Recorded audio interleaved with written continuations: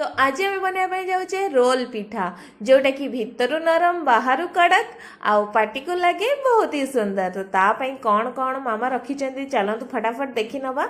तो एठी से कौन कर कि सुजी नहीं पूरा नॉर्मल सुजी आउ ए जो बाउल रे से मापिकी नहीं गोटे पूरा गोटे फुल बाउल।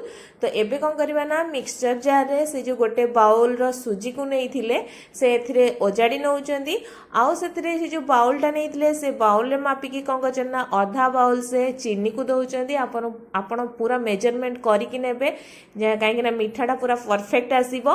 आउ कौन कर ना एथिरे अल्प टिके लुण को दौरान कहीं मीठा जिनस टिके लुण ही पड़ले मीठार बालांस आसी जाए। आउ एथिरे जो दुईटी आमर गुजराती को पकईचंदी आउ जो बाउल रे मापिकी से सुजी नहीं से बाउल रे मापिकी गोटे पूरा फुल बाउल से क्षीर को देकी याकू भल भाव पूरा चिकन करके ग्राइंड करके नहीं आसवा। एबे कौन गोटे बाउल रे से कौन कर ना ओझाड़ी दौरान ग्राइंड करके आनिकी पूरा चिकन भाव में। तापर से कौन कर ना अल्प किछि नड़िया आम जो कोरा रही से नड़िया कोरा को एथिरे आपण देदेवे जहाँ फल ये जो पिठाटा आम बनइबा तार बहुत ही बढ़िया टेस्ट आसीबो नड़िया पकेवा द्वारा। आउ याकू पकेकी आम कौन करवा ना पूरा भल भाव में सब को गोलई नवा। आउ एबे कौन करवा ना याकू माने घोड़े की पूरा अध घंटा पाई सुजी गुड़ा को फुलिया पाई दबा। अध घंटा पर आपण देखि पारथिबे माने यार कंसिस्टेंसी पूरा परफेक्ट अछि हमको पानी दबार माने किछि भी दरकार पड़िबनी कहीं आउ यार आणाटा देखंतु पूरा परफेक्ट अछि। एबे चलंतु फटाफट आमे रोल पिठा बनैबा।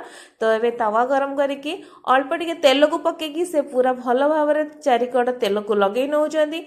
एबे आमे कौन करवा ना पिठा को माने पिठा जमती करती गोटे से चामच ए दौरान या बिल्कुल माने मोटा टिके रखिबार अच्छी पूरा पतला करेनि। तो देखो जमी मामा बनाऊँ आपड़ पूरा सेमती बनइबे आपको बनई सारापर आपड़ चाहिए घोड़ेकिनी करें। तो मामा सेमती करिसेंती। तो देखो केते आराम से पूरा उठी जाऊँगी आउ जेहेतु उपरटा माने पूरा सुखा सुखा हो गलानी माने से तल साइडटा आमर पूरा माने पिठाटा पूरा हो गलानी।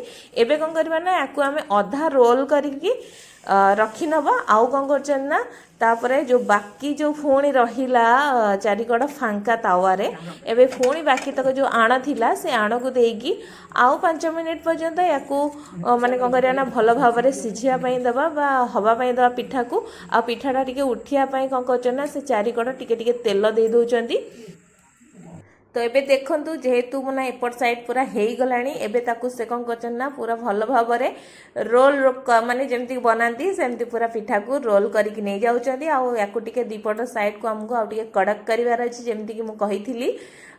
एबे कौन करवा ना ताकू आमे गोटे प्लेट को काढ़ी नवा। आउ याकू पूरा आमे पूरा ठंडा हवा पाई एबे पूरा छाड़ी दबा कहीं ना सांगे सांगे काटले एटा टिके कादुआ कादुआ लागिबो आउ माने काटी भी हबनी। तो एबे पूरा ठंडा हला परे माने मिनिमम 15 मिनिट पर याकू आमे कौन करवा ना काटिबा। देखंतु पूरा छोट छोट माने पतला पतला करिकिनी मामा कौन करछन ना पूरा साइज रे सब को काटी नउचंदी।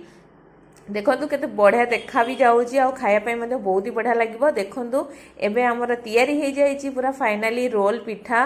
देखंतु भितरु केते नरम अछि आ बाहरु आपण खाइला पर जानिबे टे कड़क आसुची।